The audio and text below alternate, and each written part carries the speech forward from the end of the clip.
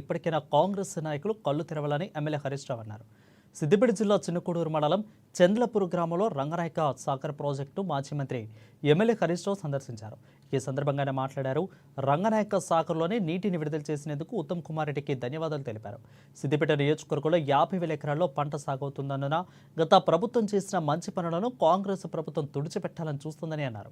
గత బీఆర్ఎస్ ప్రభుత్వంలో ఎస్ఆర్ఎస్పీ నీళ్లు తగ్గినా కూడా కాళేశ్వరం ద్వారా 2 పంటలు సాగుకు విడుదల చేశారని అన్నారు. అదేవిధంగా సిద్దిపేట చంద్రపూర్లో రంగనాయక సాగర్ ప్రాజెక్టు సందర్శించారు.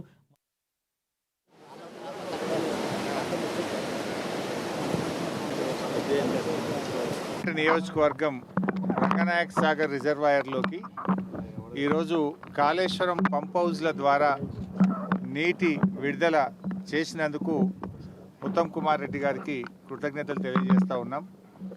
ముఖ్యంగా సిద్దిపేట నియోజకవర్గంలో 50,000 ఎకరాల్లో వరి పంట కాళేశ్వరం ప్రాజెక్ట్ కింద సాగవుతూ ఉంది.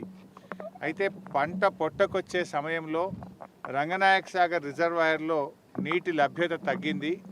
మరి పైనుంచి 1 టీఎంసీని పంపు చేసి పంటలు కాపాడాలని మేము ప్రభుత్వాన్ని కోరాం.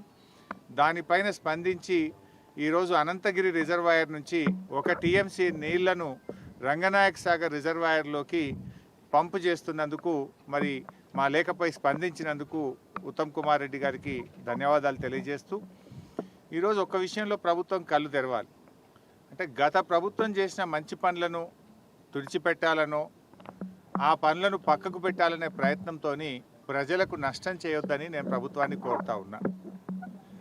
ఈరోజు ఎస్ఆర్ఎస్పి స్టేజ్ 2 కింద అటు తుంగతుర్తి కానీ, సూర్యాపేట కానీ, కోదాడ కానీ, అదేవిధంగా ఎస్ఆర్ఎస్పి ప్రాజెక్టులో భాగంగా భూపాలపల్లిలో కానీ చాలా చోట్ల పంటలు ఎండిపోతూ ఉన్నాయి.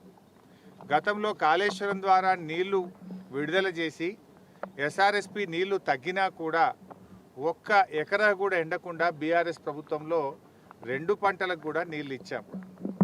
ఇలా కాళేశ్వరం ప్రాజెక్ట్ అంటే 3 బ్యారేజీలు, 15 రిజర్వాయర్లు, 19